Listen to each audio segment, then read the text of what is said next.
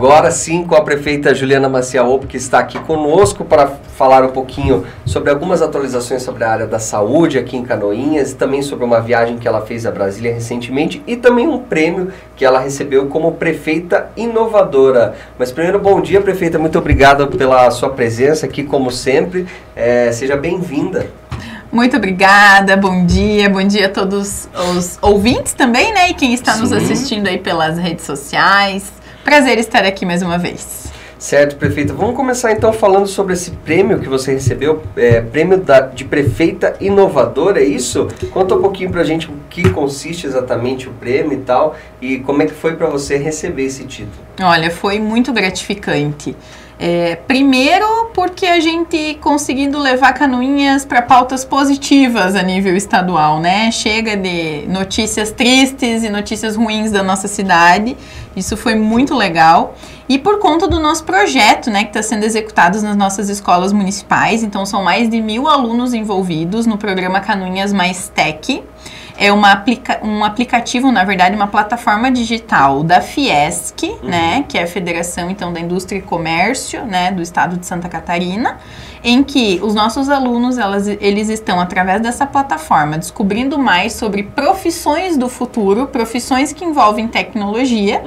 E agora, no mês de setembro, que é a última fase desse projeto, eles vão solucionar problemas reais das nossas indústrias, né, do nosso comércio, na última fase, para a gente ver qual que é o grupo que vai ser o ganhador, então, do programa, né? Então, a ideia foi esse despertar da tecnologia nos nossos alunos, com esse viés de profissionalismo, né? Porque às vezes a gente usa muito para as redes sociais, para outras coisas, e nós precisamos fortalecer também que tem profissões novas, profissões do futuro, profissões que nem é do futuro, profissões agora, né? Atuais, mas profissões diferentes daquelas que a gente conhece e que os jovens acabam ficando mais ligados, né? Mais conectados e podem ter interesse nisso. Então foi esse o programa que fez com que entre os 295 municípios, apenas 18 prefeitos foram selecionados e nós tivemos a grata satisfação de ser um dos projetos selecionados. Legal. Que bom.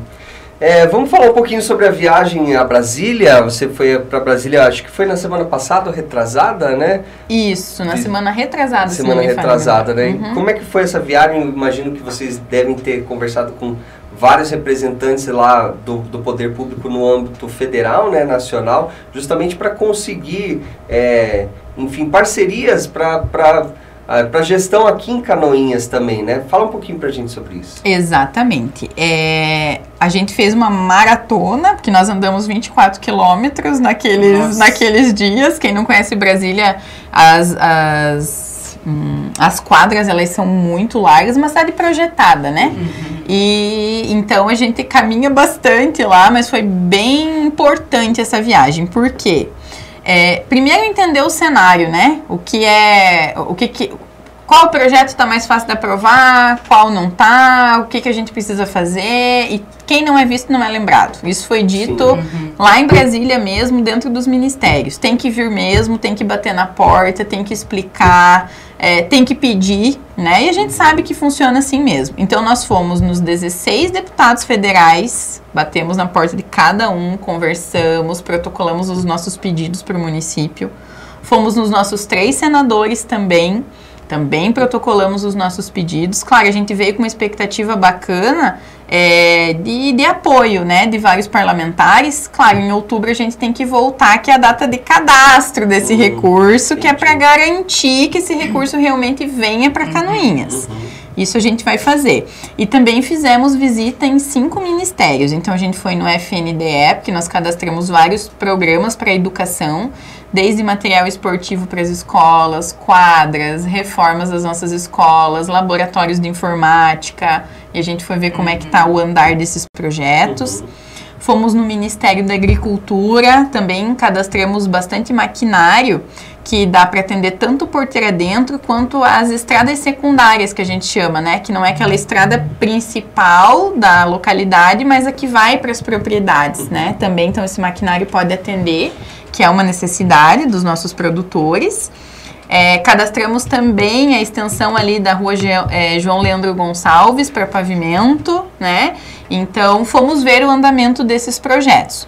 No mapa, até está um pouquinho mais avançado, porque nós já recebemos um retorno do Ministério para complementar algumas informações. Então, é isso que a gente acredita que ele está bem encaminhado. Quando isso vai sair, não tem como responder, porque aí vai do tempo do Ministério, né? Então, eu ia perguntar isso, prefeita, para o pessoal entender, para que fique claro, quando você fala que foram cadastrados, enfim, foram cadastradas ruas, foram cadastrados maquinários, como funciona exatamente esse trâmite a partir da Prefeitura com o Governo Nacional, enfim, de que forma que funciona esse tipo de repasses? Legal.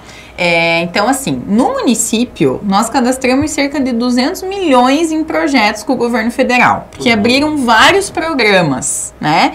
Quando eu digo isso, o que eu quero dizer, né? Cada ministério, vamos pegar o Ministério da Educação, né? Então, o Ministério da Educação, ele abriu uma portaria em que os municípios podem cadastrar as suas demandas em determinadas áreas. Então, nós cadastramos os laboratórios de informática, material esportivo, reforma e cobertura de quadras nas escolas. Cadastramos várias necessidades das nossas escolas. Na saúde, a mesma coisa. Reforma dos postos de saúde, habilitamos mais equipes de saúde para o município, reformas para acessibilidade nos postos de saúde, equipamentos. Então, a gente cadastrou. Obras na infraestrutura, a mesma coisa. Abriu as portarias, a gente não perdeu tempo e cadastrou. Porque quem não cadastra também não vai receber nada, né? Então, a gente foi fazendo esses pedidos. Aí, o que a gente teve que fazer lá em Brasília? Onde a gente conseguiu a agenda, a gente foi ver como é que estava o andamento dos nossos projetos, né? Então, para ver o que tinha mais viabilidade de ser contemplado. E a resposta, sim, ela não foi muito animadora, sabe? É que tem que esperar, esse ano é o primeiro ano de governo, então as coisas vão acontecendo aos poucos. Por isso que a gente insiste que nós estamos fazendo o nosso tema de casa, mas o financiamento seria importante para ser uma resposta imediata às aflições imediatas do nosso povo, que é uma estrada de qualidade, né? Que é acesso, que é aquilo que é o emergencial, né? Para o nosso povo, falando em investimento, né? Que é isso que esses programas também eles disponibilizam dinheiro para a gente investir e melhorar, né, o serviço público. Você falou que a resposta não foi muito animadora, mas tem algum desses cadastramentos que vocês fizeram que existe alguma possibilidade de vir, assim, como que você vislumbrou isso ali durante a visita em Brasília? O que a gente já pode adiantar para o pessoal? O que eu senti que estava mais encaminhado era talvez o maquinário ali do Ministério da Agricultura, que a gente viu que a equipe bem redondinha lá também, as coisas fluem mais rápido. Então, isso foi algo que a gente voltou com mais expectativa. E na Secretaria de Habitação, apesar de ter um número limitado de casas para Santa Catarina, nós sentimos que o programa ele tende a caminhar melhor, né, no ano que vem. Então, a gente também veio com uma expectativa, acabamos cadastrando, o nosso secretário de Habitação estava comigo lá em Brasília, e no retorno dele, no mesmo dia, nós terminamos um último cadastro que eles também disseram, olha, esse aqui também é importante. Então, veja, é uma visita, alguma coisa que faz com que a gente também tenha essas informações, né, que às vezes você não tem estando aqui. E aí, eu acho que são os dois ministérios que mais está encaminhado, assim, para ver mais liberação de recursos, habitação. Então, a gente está com uma expectativa bem legal que isso aconteça. O secretário de Habitação esteve aqui conosco também, acho que foi até pouco tempo depois da viagem, acho que uns 2 dias depois, e ele falou justamente sobre essa possibilidade, né? Justamente porque foram poucas casas para Santa Catarina, isso, né? Então, vamos torcer para que venha para Canoinhas aí. É isso aí. Prefeita, também em relação à saúde, né? O que a gente pode ter de atualização da prefeitura, da prefeita hoje aqui, em relação à área da saúde aqui em Canoinhas? Contratação de médicos para o interior, é isso? Isso é um programa bem bacana, né? Que a gente iniciou, era uma promessa, inclusive, de campanha, né? Que a gente conseguiu executar, que é levar mais atendimento médico para o interior. Então, extremamente importante, né? Porque a gente sabe que às vezes está lá a 50 quilômetros da UPA, por exemplo, a 30 quilômetros da UPA, e até você conseguir se deslocar e vir para um atendimento médico, né? Então, agora nós temos 2 equipes de saúde trabalhando no interior. Então, os distritos recebem atendimento 2 vezes por semana. Claro, a gente quer melhorar mais ainda, mas já recebemos muito feedback positivo de que as comunidades, né, estão aproveitando bastante essa oportunidade, porque deixa de ter que vir para a cidade, porque lá durante a semana ele tem mais um dia de atendimento. Então isso foi algo muito bacana, que já está surtindo um resultado aí bem legal. E a outra novidade, que é bem importante, é que nós contratamos um médico como se fosse uma espécie... não se ofenda, doutor, mas como se fosse uma espécie de um médico coringa. O que significa isso? Ele faz a retaguarda de onde o médico faltou, ou o médico está de atestado médico, ou está de férias, né? Então, claro, bem organizado esse cronograma de férias, não dá furo. Agora, se mais de um médico ficar doente, aí fica um pouco mais complicado. Mas nós temos hoje um médico, então, para cobrir a falta de algum outro médico, para que a gente não tenha que cancelar o atendimento daquelas pessoas que já tinham agendado, né? Ou para aquele dia não fure também, né? Você vai lá, precisa do atendimento. Então, isso foi algo bem legal. Além dos 5 médicos que estão nas UBSs, né? Trabalhando também, que foram contratados aí há mais ou menos uns 60 dias. Isso em relação a pessoal, né, a pessoas trabalhando na área da saúde, prefeita. Agora eu queria fazer uma pergunta que tem a ver com saúde, mas também tem a ver com aquela questão da Câmara, que eu acho que é importante também para que você possa explicar para o nosso público qual foi a questão citada na Câmara ali sobre a devolução de parte do orçamento da Câmara pro Poder Executivo, né? 600 mil reais, e a presidente da Câmara, Tati Carvalho, inclusive deixou bem especificado ali sugestões de como esse dinheiro deveria ser aplicado, e parte do dinheiro seria para a saúde, né? 300 mil reais para a saúde, 100 mil que aí seriam complementares a uma emenda que viria do governo do estado, né, para a compra de uma ambulância, 200 mil do governo do estado, 100 mil desses 600 mil para a compra dessa ambulância. Então explica um pouquinho para o pessoal o que quer dizer exatamente essa devolução do orçamento da Câmara para o Poder Executivo, e de que forma que vocês pretendem aplicar isso. Bacana. Então, como é que funciona o orçamento do município, né? A Câmara de Vereadores, agora, por exemplo, a gente está em vias de finalizar o orçamento do ano que vem, né? Tem os prazos específicos. Nessa sexta-feira tem uma audiência pública também para debater para onde é que vão esses valores, né? Da estimativa do orçamento para o próximo ano. E a Câmara de Vereadores, ela faz parte desse orçamento. Então, quando a gente fala, por exemplo, comumente, nos últimos anos, né, nos últimos 5 anos, o orçamento da Câmara acabou sendo, em média, 5 milhões de reais para o ano, né? E essa devolução são as sobras do dinheiro público, na verdade. Então, é aquele orçamento que, de qualquer forma, a gente já utilizaria, por exemplo... se não fosse desses 5 milhões, mas claro, ele é necessário para o desenvolvimento das atividades da Câmara, mas se ele não fosse utilizado lá na Câmara de Vereadores, ele seria em políticas públicas.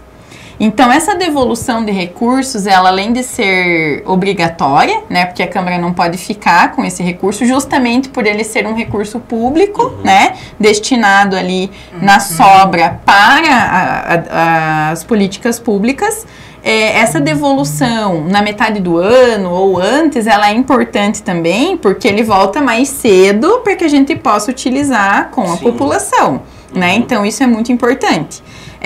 E a gente, claro, entende que a Câmara de Vereadores, por ter os anseios da população, elas também têm as suas vontades ali para onde destinar, e é importante isso. Tanto que a gente respondeu o ofício no sentido de realmente utilizar naquilo que é necessário, né? Veio, então, uma emenda de 200 mil do vereador Maurício Scudilar, que já está na conta, e faltava 100 mil para comprar essa ambulância. Então agora vai ser possível comprar porque esse dinheiro está retornando. Obras, a gente notoriamente, né, já foi falado várias vezes sobre isso, sobre a necessidade, maquinária, manutenção de máquina, material e tudo que é necessário para a gente melhorar a condição das estradas, então esse dinheiro é importante também. E na saúde sempre é importante, sempre é bem-vindo, né, recurso, para que a gente possa melhorar filas de exames, de consultas. Hoje a gente tem uma demanda muito grande de oftalmologia das consultas, então isso é algo que a gente precisa acelerar, tem bastante gente aguardando, né, então todo esse recurso é importante.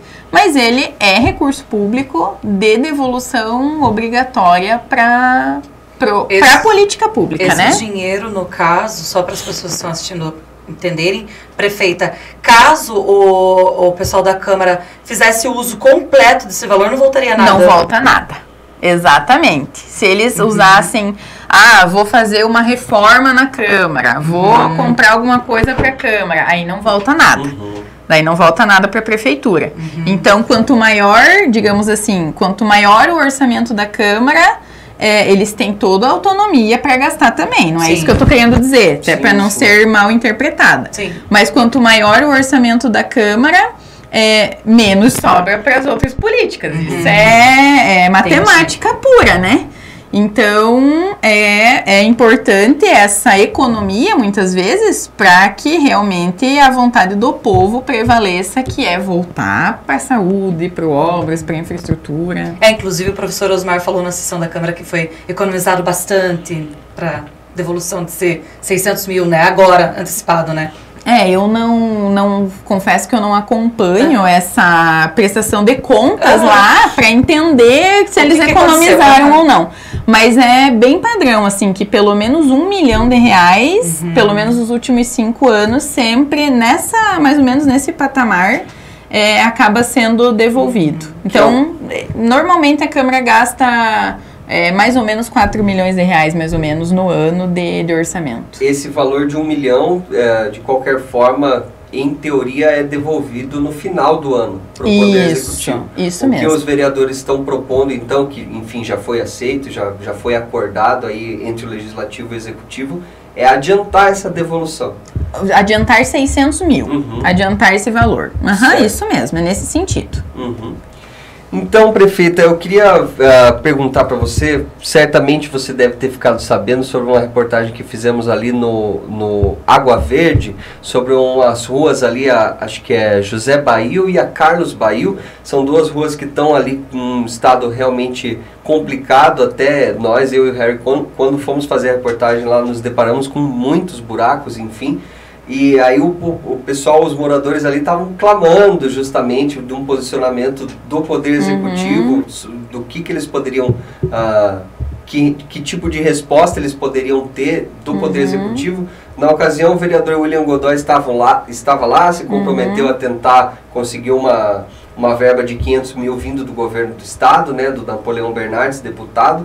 E aí eu queria saber da senhora, prefeita, de que forma que são decididas as prioridades, quais ruas são prioridades, enfim, para começar um trabalho de pavimentação, como que esse estudo é realizado, porque às vezes o pessoal lá do Água Verde está pensando, mas aqui está precisando mais que em outro ponto da cidade, então para que o pessoal entenda de que forma que é levantado enfim, essa estimativa de quando as ruas vão ser entregues, qual vai ser a primeira, enfim, esse tipo de coisa.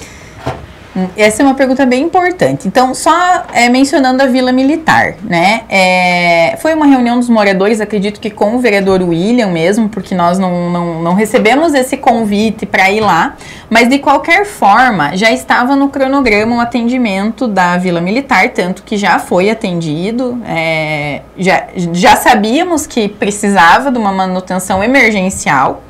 Ali existe um problema ali da Água Verde, que é uma falta de drenagem em todas aquelas ruas. No início do ano, nós já tínhamos feito uma manutenção bem bacana lá na Vila Militar, em fevereiro mais ou menos, e alguns pontos nós entubamos já, para melhorar essa situação da chuva, porque lá é bem plano. Então, quando as ruas são bem planas, o que acontece com a chuva? Ela abre aquele famoso pé de galinha no meio da rua, porque a água para ali, né? E é isso que o secretário também está trabalhando lá com a Vila Militar para a gente achar soluções de bolsões de água, como é que nós vamos fazer para escoar essa água lá. Eu já estive lá com o secretário em dia de chuva para a gente ver o que estava acontecendo, porque não é um trabalho de curto prazo, mas aos pouquinhos tem que ir resolvendo esse problema e os moradores têm a mais absoluta razão em querer que a sua rua esteja na melhor situação possível, né? Mas foi atendido, né? Já foi atendido, já estava no cronograma. Hoje o secretário Amaury, ele trabalha com um cronograma bem interessante. Até qualquer dia eu tenho que pedir para ele vir com a planilha dele para apresentar para vocês. Então, ele tem uma escala do verde ao vermelho, bem vermelhão, com as demandas que vão sendo recebidas e com a organização do cronograma. Então, a escala de prioridade, por que eu digo isso? Volto a dizer, nós não temos máquina para atender tudo ao mesmo tempo. Então, você tem que trabalhar com alguma forma de escolher onde é que você vai fazer o trabalho, né? Então, ele trabalha com essa escala. Então, o que está bem vermelho são as emergências. E isso vai sendo as prioridades até você conseguir atender todas as demandas. Então, ele criou essa escala para emergencializar, digamos assim, e tentar ser o mais democrático possível, que na falta de máquina a gente tem que ter um critério também, porque todo mundo paga seu imposto e tem o direito ao serviço público de qualidade, né? Sobre plano de asfalto, inclusive nós estamos organizando o nosso cronograma já, analisando todos os projetos que estão prontos, o que a gente entende que era importante de fazer ainda de ligação com esses projetos prontos, para a gente criar esse organograma de prioridades da pavimentação. É notório, gente, que o município de Canoinhas passa por uma situação bem delicada financeira e, felizmente, as nossas ruas são largas. São ruas de cidades realmente de qualidade de vida, de conforto nesse sentido. Infelizmente, é o dobro do preço para você fazer um asfalto em Canoinhas e em algum outro município. Porque o padrão de ruas é 7 metros. As nossas são 14, 15. Então, se custa 2 milhões o quilômetro em qualquer cidade, para nós custa 4, né?